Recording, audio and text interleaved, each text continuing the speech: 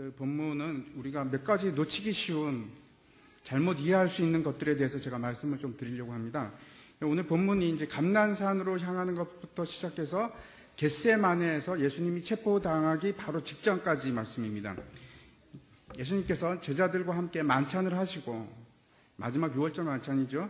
그리고 이제 시편 찬양을 하면서 감난산으로 향해서 가십니다. 아마 이제 밤 늦게까지 식사를 같이 하시고 밤이 늦었을 겁니다. 근데 이제 가시면서 예수님께서 폭탄 선언을 하십니다. 충격적인 말씀을 하시는데 뭐라고 얘기하냐면은 너희가 다 나를 버리리라. 얼마나 기가 막히는 말씀인가.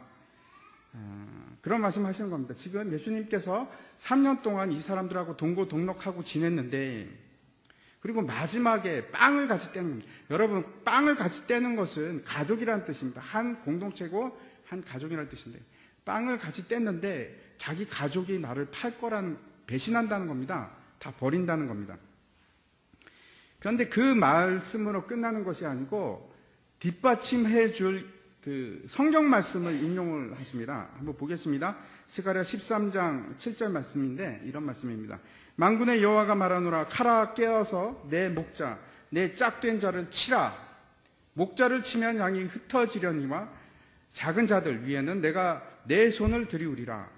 예수님께서 이 구절을 인용하심으로 원래는 이 참 애매모호한 구절인데 너무나 뚜렷한 말씀이 되는 겁니다. 지금 하나님께서 내 목자를 치라. 이 목자가 누굴까요? 예? 예수님이죠.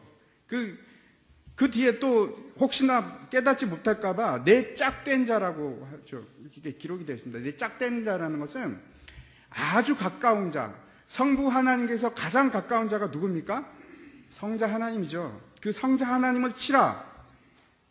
그러면 흩어지려니와 양들이 흩어지고 내가 내 손을 들이우리라 이렇게 되어 있습니다. 되게 중요한 것이 제일 끝에 말씀입니다. 그렇죠? 내가 내 손을 들이우리라. 예수님께서 12사람을 뽑으셨습니다. 도대체 무슨 기준으로 뽑았는지 아무도 모릅니다.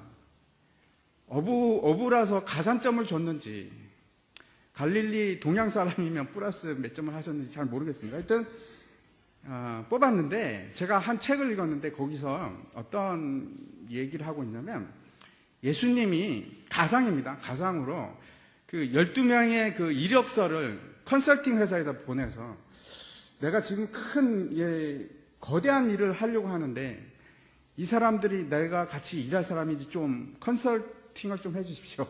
그리고 이제 그 컨설팅 회사에다가 12개의 이제 이력서를 보냈다고 합시다. 어떤 결과가 나왔을 것 같습니까? 누가 제일 예수님의 사역에 합당하다고 나왔을까요? 예? 베드로? 예? 세리 마태.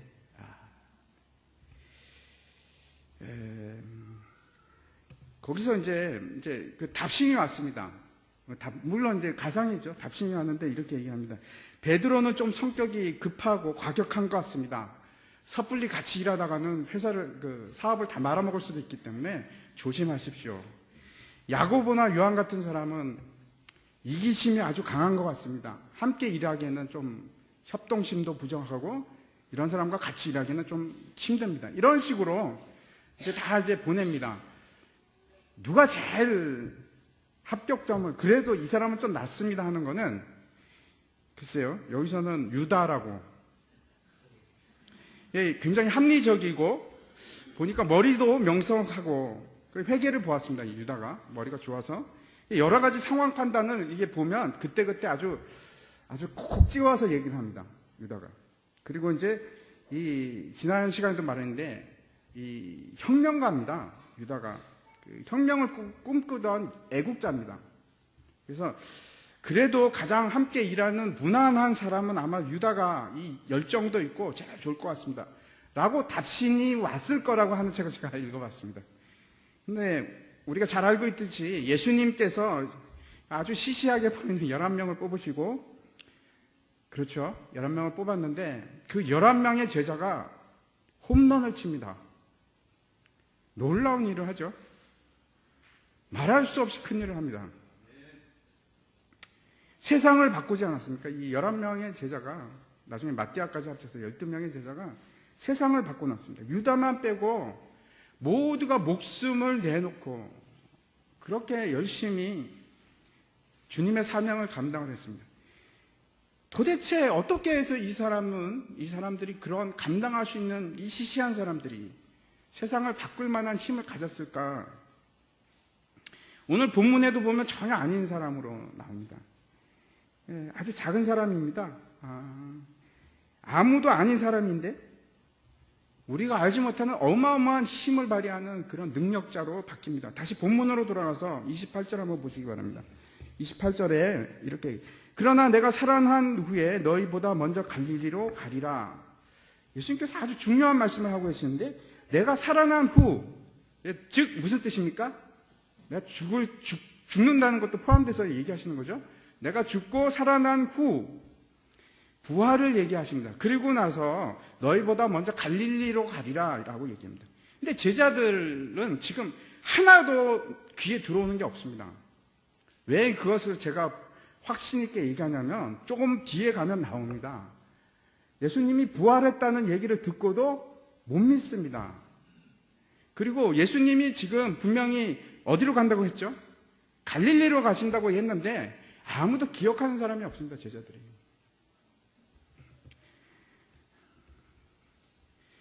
다시 우리가 스가랴서를 주의해서 보았으면 좋겠습니다. 스가랴서 3가지를 얘기합니다. 목자가 침을 당하리라. 그 다음에 양떼는 어떻게 됩니까? 흩어지리라. 그 다음에 하나님의 손이 도우리라, 덮어주리라. 이렇게 되어 있습니다. 예수님께서 이 3가지입니다. 흩어지리라, 그렇죠? 그 다음에 내가 죽고 흩어지리라는 것을 말씀하시면서 이 흩어진다는 뜻이 뭐냐면 보이지 않게 사라지리라, 그런 뜻입니다. 요한복음 18장 8절에 예수님께서 체포될 때 뭐라고 하시냐면 나를 찾거든 이 사람들이 가는 것을 용납하라, 이렇게 말씀하십니다. 무슨 말입니까? 이제 제사장 지키는 수비대가 와서 예수님을 잡으러 가려고 하는데 예수님께서 이 제자들은 놔둬라, 이렇게 얘기하십니다. 그러면서 가는 것을 용납하라, 나만 잡아가면 되지 않겠나, 이렇게 얘기합니다.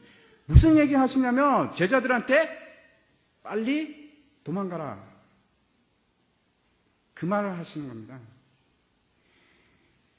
우리가 예수님을 버리고 도망가는 제자들에 대해서, 그리고 3번씩이나 베드로는 예수님을 부인합니다. 우리가 쉽게 비난할 수 있는데 이게 과연 비난할 일인가 다시 한번 생각을 해봐야 됩니다. 만약에 베드로가 3번이나 예수님을 부인하지 않았다면, 자신이 완전히 비참하게 무너지지 않았다면, 내가 정말 보잘것없는 아무것도 아닌 사람인 걸 인정하지 않았다면, 여러분, 베드로가 그렇게 나중에 큰 일을 하고 예수님을 죽기까지 사랑할 수 있었을까요? 아닙니다. 저는 그렇게 생각하지 않습니다. 철저하게 확인합니다. 내가 아무것도 아니라는 것을 완전히 확인을 합니다. 베드로는 그 과정이 필요했습니다. 아무튼 이제 예수님께서 베드로가 이렇게 말하죠. 베드로가 이렇게 얘기합니다. 다 버릴지라도, 이 사람들 다 버릴지라도 나는 그리하지 않겠나이다. 표현이 재밌지 않습니까? 나는 절대로 버리지 않겠습니다 하고 얘기하면 되는데, 그것도 굳이 저 사람들은 다 버리지라도 나는 안 버리겠습니다, 이렇게 얘기를 합니다. 베드로 같습니다. 근데 예수님께서 31절에 베드로가, 31절 먼저 보겠습니다. 베드로가 힘있게 말하되 내가 주와 함께 죽을지언정 주를 부인하지 않겠나이다 하고, 보십시오. 모든 제자도 그렇게 얘기합니다. 모든 제자도. 우리가 흔히 이제 베드로만 그렇게 했을지도 모르겠다고 생각을 하는데, 성경은 뭐라고 하냐면 베드로가 그렇게 얘기하니까 모든 사람이 다 저도 절대로 예수님 버리지 않겠습니다, 이렇게 합니다. 그렇지만 이제 그 전에 예수님께서 얘기를 하죠. 닭이 2번 울기 전에 네가 나를 3번 부인하리라, 이렇게 얘기합니다. 베드로는 나는 주님과 함께 감옥에도 가고 주님이 죽을 때 나도 죽으면 죽었지, 내 인생의 배신이라는 것은 있을 수가 없습니다, 이런 얘기를 하는 겁니다. 제자들 역시 예외가 아닙니다. 베드로만 무너진 것이 아니고 똑같은 지금 공언을 하고 똑같이 다 철저하게 무너집니다. 확실하게 예수님을 버리고 도망갑니다. 확실하게 무너집니다. 십자가 이전에는 이 제자들이 혈기로 예수님을 믿습니다. 내 힘으로 믿습니다. 근데 변한 게 있습니다. 죽음을 통과하고 예수님의 십자가를 지나서부터는 자기 힘으로 하는 것이 아니고 하나님의 힘으로 철저하게 그렇게 바뀝니다.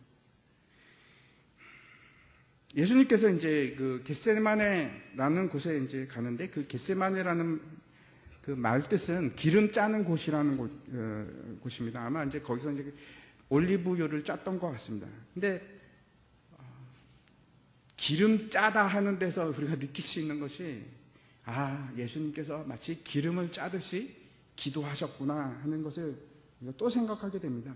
예수님께서 이제 3명을 데리고 아마 이제 그 11명의 제자, 가룟 유다는 벌써 떠났죠. 그리고 이제 11명의 제자들을 데리고 같이 가는데, 먼저 11명은, 8명은 더 멀리 두고, 그리고 이제 3명을 데리고 겟세마네 동산 안으로 들어가십니다. 이렇게 3명의 제자를 데리고 가는 곳이 이제 복음서 3군데 나옵니다. 이제 베드로와 야고보와 요한 3명인데, 여러분 기억나십니까? 어디에 또 그렇게 하시냐면, 야이로의 회당장 야이로의 집에서 그 딸이 죽었을 때 죽음의 자리에 데리고 갑니다. 부활시키셨죠. 그 다음에 또 어딘가 하면 변화산 사건입니다. 그 변화산에서 예수님이 완전히 그 영광된 모습으로, 옷이 휘어져서 빨래할 자가 더 희게 할 수 없을 정도로 막 빛이 나는 영광의 모습으로, 그리스도로 바뀌는 모습에 또 동참을 시키십니다.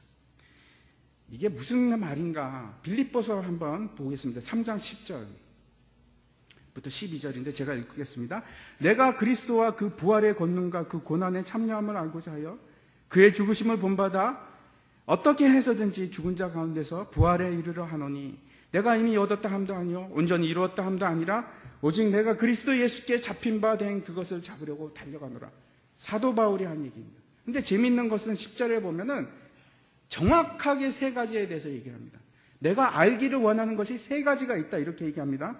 첫 번째, 뭘 알기를 원하냐면, 그리스도를 알기를 원합니다. 두 번째,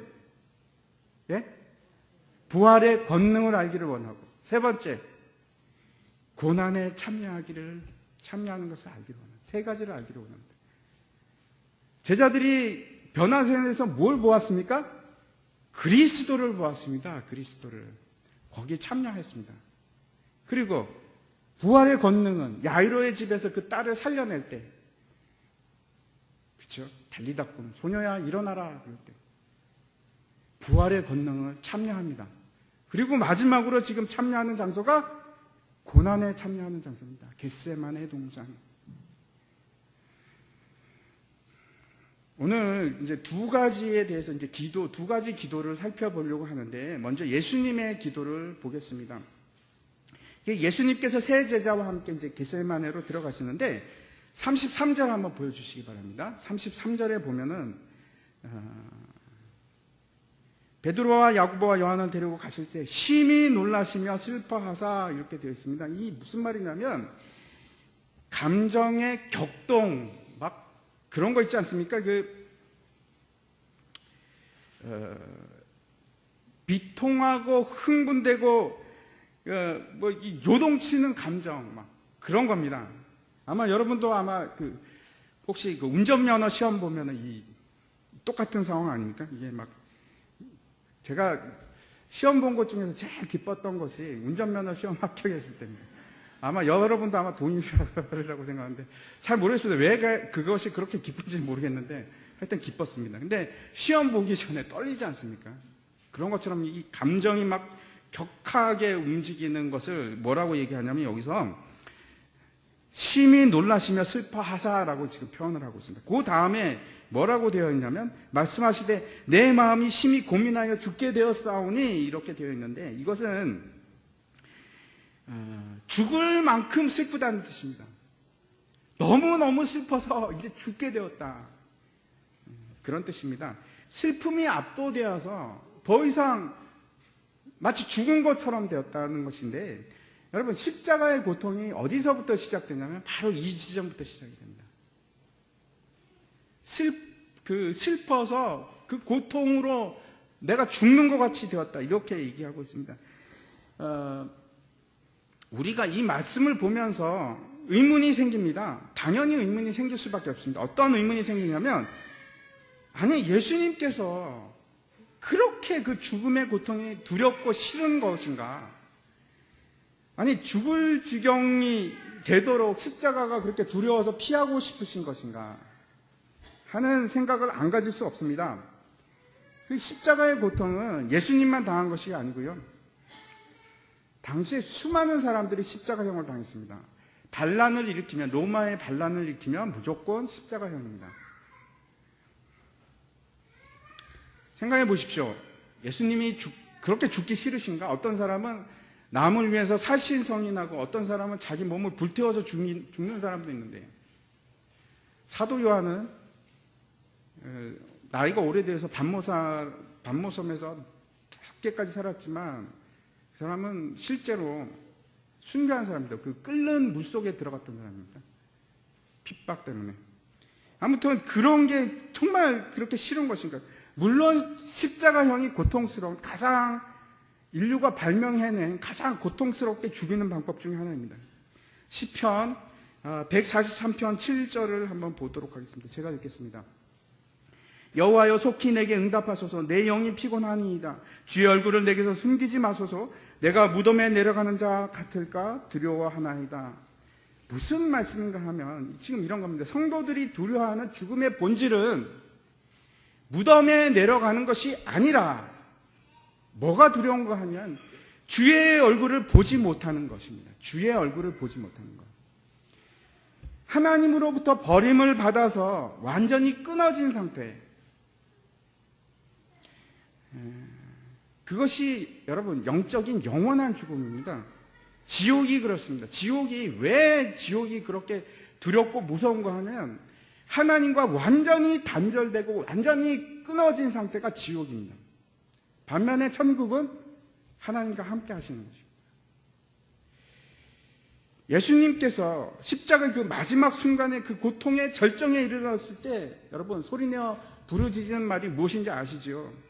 나의 하나님, 어찌하여 나를 버리시나이까? 그게 버림입니다. 버림. 여러분 중에 만약에 이렇게 생각하실 수도 있을 것 같습니다. 아니, 그게 그렇게 중요하지? 어차피 다시 살아나실 텐데, 3일만 지나면 다시 살아나실 텐데, 잠깐만 참으면 되는데, 라고 혹시 생각하실지 모르겠습니다. 만약에 여러분 중에 그런 마음이 드시면 잘 생각해 보십시오. 둘 중에 하나입니다. 하나는 하나님과 계속해서 연결되어 있었기 때문에 단 한 번도 하나님과의 관계가 끊긴 적이 없는 사람. 그래서 그 고통을 모르는 겁니다. 또 한 가지 사람은 한 번도 하나님과 연결된 적이 없기 때문에, 한 번도 자기 평생에 하나님과 연결돼 본 적이 없기 때문에, 끊어진 상태로 계속 있었기 때문에 뭐가 아픈지를 모르는 겁니다. 둘 중에 하나입니다.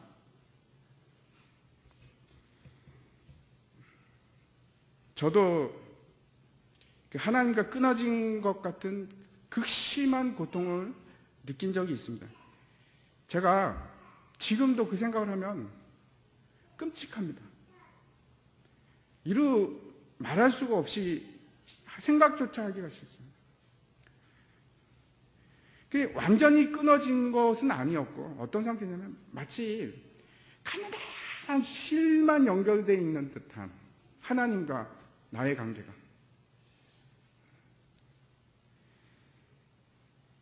그리고 그것마저도 막 끊어지려고 하는 그런 때가 있었습니다. 그때는 제가 하나님이라는 단어만 입에서 생각만 해도 막 그 고통이, 제가 표현을 할 수 없습니다. 근데 막 그 고통이 막 밀려오고 막 가슴이 완전히 이게 발기발기 찢어지는 듯한, 제가 그런 고통을 느꼈습니다. 너무 아파서. 그래서 아예 그냥 하나님 생각을 하지 않는 겁니다. 그 생각만 하면 아프기 때문에. 막 찢어지는 통증이 오기 때문에. 그럴 때가 제가 있었습니다. 그래서 제가 이 고통이 무엇인지 압니다. 여러분, 하나님과의 관계가 맺어져 있는데 하나님과 그 완전히 단절된 상태는 정말 지옥입니다. 이루 말할 수 없는 고통입니다. 시편 51편에 이제 다윗이 이렇게 얘기합니다. 11절인데 나를 주 앞에서 쫓아내지 마시며 주의 성령을 내게서 거두지 마소서. 다윗이 끝까지 원했던 것이 하나님 날 떠나지 마십시오. 하나님 날 떠나지 마십시오.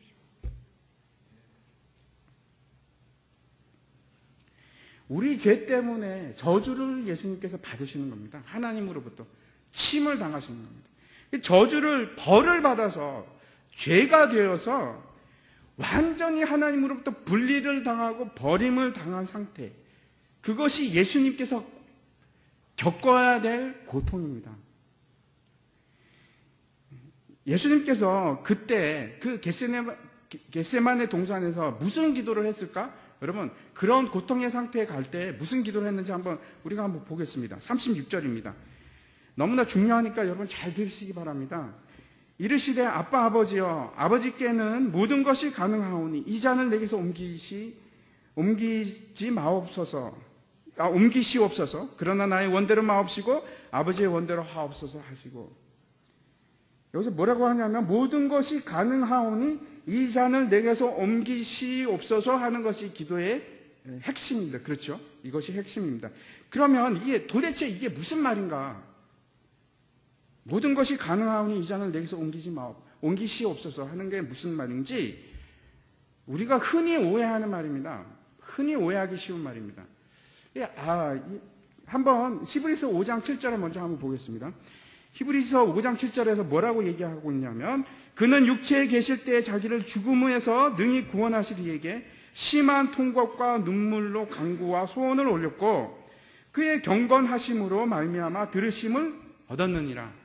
이렇게 기록하고 있습니다. 이 히브리서 5장 7절에 의하면 잘 보시고 대주에서 보시기 바랍니다. 모든 것이 가능하다가 어떻게 여기서는 지금 기록이 되어 있습니까? 능히 하실 수 있다라고 되어 있고 그 다음에 이 잔을 내게서 옮기시옵소서라는 말이 여기서는 뭐라고 기록이 되어 있습니까? 예?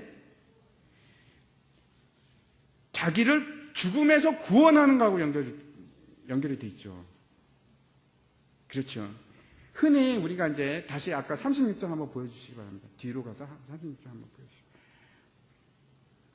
흔히 우리가 이 36절을 보면서 저도 그렇게 오해를 했었습니다. 예수님이 기도를 하면서 예수님께서 너무 두려워서 죽지 않게 해달라고 하나님한테 지금 기도하는구나. 그래서 결국 하나님께서 안 들어주셨구나. 죽도록 내버려 두셨구나. 이렇게 우리가 받아들일 수 있습니다. 여러분 혹시 그렇게 지금까지 여러분 그렇게 생각하셨는지 모르겠는데 아닙니다. 히브리서에 분명히 뭐라고 하냐면 하나님께서 그 기도를 들어주셨다고 얘기하죠. 그러면 우리가 지금 잘못 생각하고 있는 겁니다. 그렇죠? 저 잔에 대해서 우리가 잘못 생각하고 있는 겁니다. 무슨 말인가 하면 이런 겁니다. 예수님의 기도는 죽음을 당하지 않게 해달라는 기도가 아니고 무슨 얘기냐면 죽음에서 벗어나게 해달라는 기도를 하신 것입니다. Out of death. 죽음에서 벗어나도록 해주십시오. 잔을 옮기시옵소서 하는 것은 내가 죽음을 면하게 해달라는 것이 아니고 죽음에서 벗어나게 해주십시오. 죽음을 각오를 하는 겁니다. 내가 죽더라도 벗어나게 해주십시오라는 겁니다. 예수님께서 겟세마네 동산에서 죽음에서 벗어나게 해주실 것을 심한 통곡과 눈물로 간구하셨고 히브리서에서 뭐라고 하냐면 하나님께서 그 기도를 들어주셨다고 얘기하죠. 제가 다시 예수님의 기도의 핵심을 말씀드리겠습니다. 예수님께서는 십자가의 고난을 피하게 해주십시오라고 기도한 것이 아니고 잘 들으시기 바랍니다.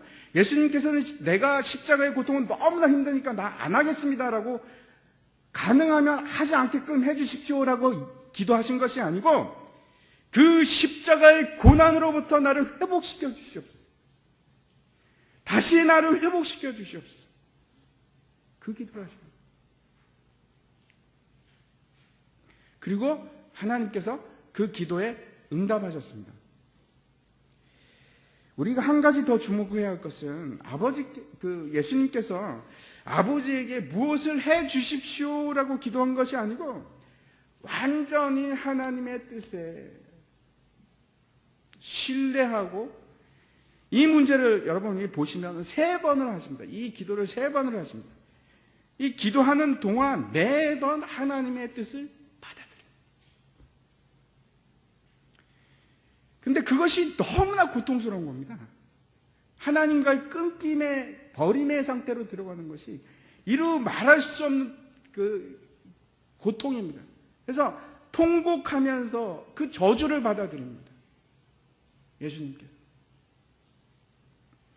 그러면 다시 이제 돌아가서 이제 제자들은 그동안에 무슨 기도를 하고 있었는지 한번 돌아보겠습니다. 제자들은 기도를 했을까요? 안 했습니다. 예수님께서 이제 세 제자를 따로 부르시고 가셨는데 뭐라고 하면 머물러 깨어 있으라 라고 합니다. 그러면서 이제 보시면 시험이 들지 않게 기도하라 이렇게 말씀하고 있습니다. 예수님께서 3명의 제자들을 뒤로 하고 앞으로 나가서 이제 기도를 하시면서 기도하시고 다시 돌아와서 제자들에게 돌아와서 또 자는지 보고 기도하는지 봅니다. 한두 번이 아니고 3번을 그렇게 하십니다. 이게 도대체 무슨 의미입니까? 3번을 이렇게 하셨다. 예수님께서는 지금 절실하신 겁니다.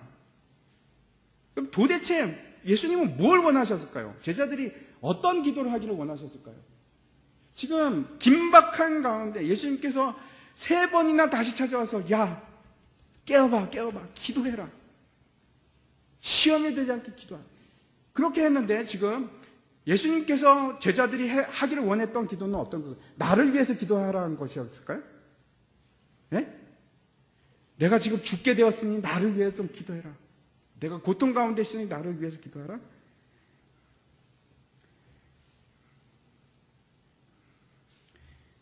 그렇게 하지 않고 시험에 들지 않게 깨어있어 기도하라고 합니다. 시험에 들지 않게.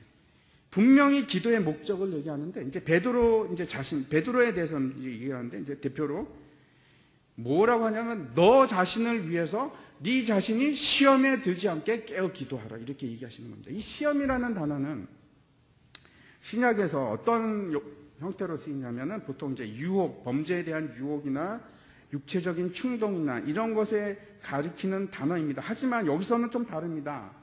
뭐에 대해서 말씀하시는 거냐면 예수님께서 부탁하신 일, 그 사명, 다시 말씀드려서 믿음을 저버리지 않는 그 일, 하나님의 나라를 배신하지 않는 일, 그걸 얘기하는 겁니다.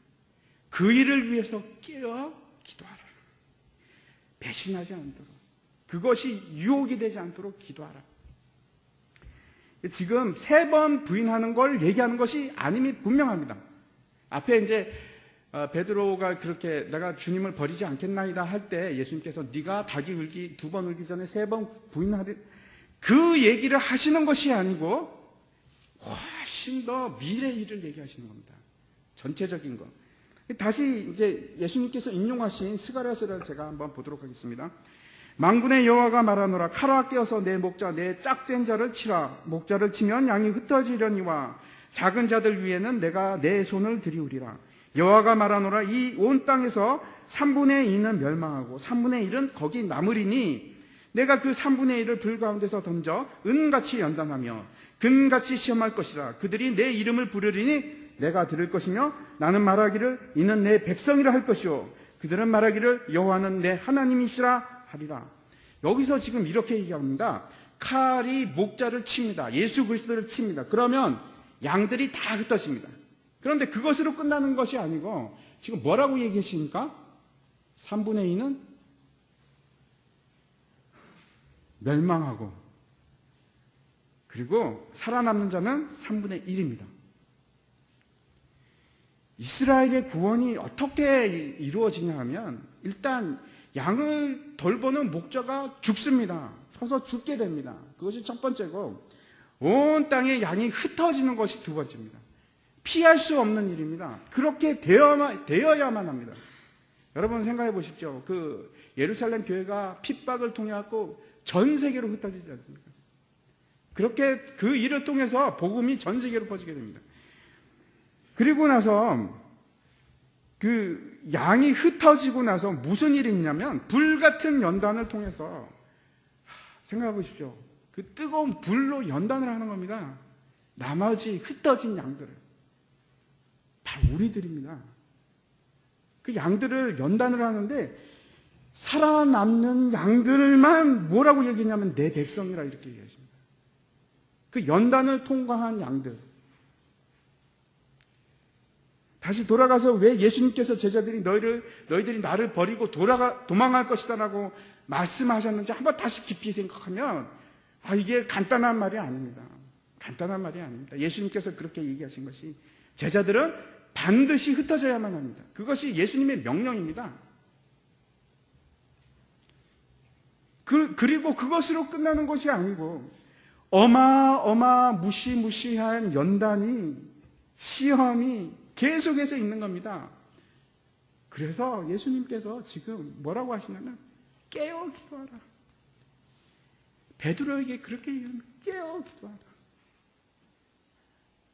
그 앞으로 닥칠 일을 생각하시면서 예수님께서 깨어 기도하라고 얘기하시는 겁니다. 기도하는 것이 그겁니다. 하나님의 이름을 계속 부르는 것이고, 스가랴서에서 그렇게 얘기하죠.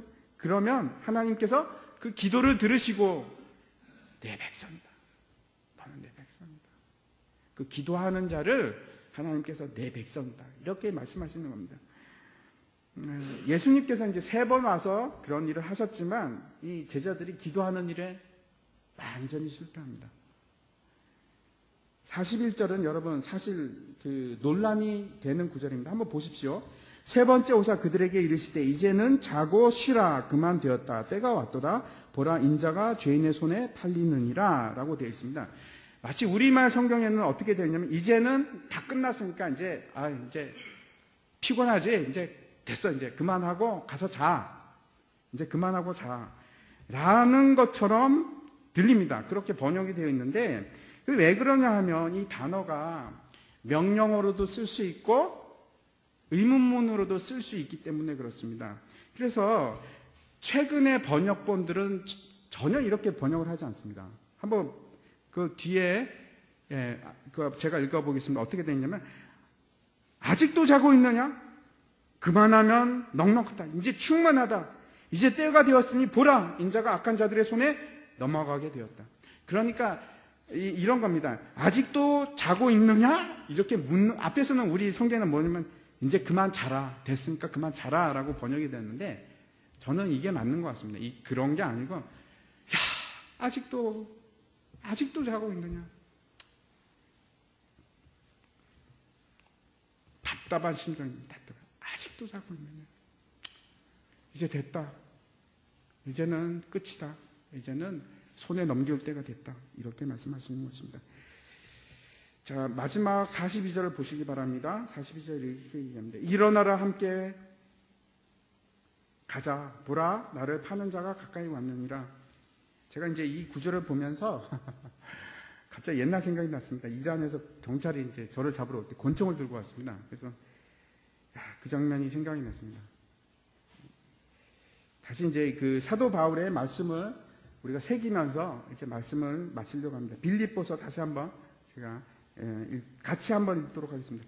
시작. 내가 그리스도와 그 부활의 권능과 그 고난의 참여함을 알고자 하여 그의 죽으심을 본받아 어떻게 해서든지 죽은 자 가운데서 부활에 이르러 하노니 내가 이미 얻었다 함도 아니라 온전히 이루었다 함도 아니라 오직 내가 그리스도 예수께 잡힌 바 된 것을 잡으려고 달려가노라.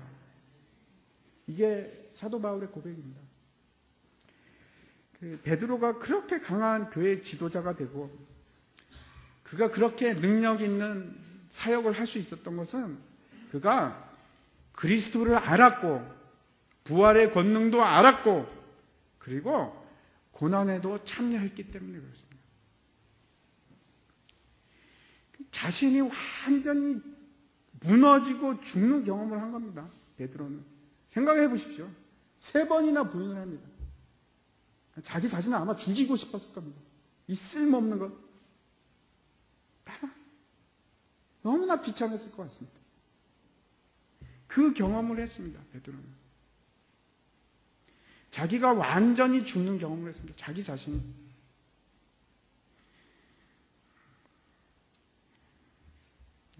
이 사도 바울이 이렇게 얘기합니다. 이것을 온전히 이루는 다 이룬 사람은 우리 중에 없다고 지금 얘기를 합니다. 그래서 다시 우리가 예수 그리스도의 말씀을 기억하는 겁니다. 그 고난의 잔을 예수님께서는 통과하셨고 여러분 우리 또 통과해야 됩니다. 그게 유일한 방법입니다. 유일한 방법입니다. 어떻게 통과합니까? 깨어 기도함으로 너끈히 통과할 수가 있는 겁니다. 그렇지 않고는 통과할 수 있는 장사가 없습니다.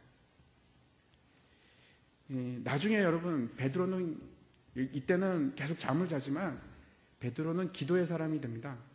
사도행전에 보면은 매일 기도하고 그것도 매일 시간에 맞춰서 그렇게 열심히 기도를 합니다. 그리고 마지막에 자신의 십자가를 지고 예수님과 똑같이 그보다 더하게 거꾸로 십자가에 매달려서 죽습니다. 여러분 일어나라 함께 가자. 보라 나를 파는 자가 가까이 왔느니라.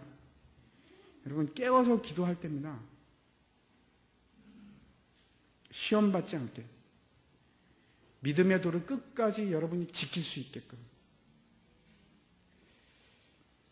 보라 나를 파는 자가 문 밖에 있다고 그러지 않습니까?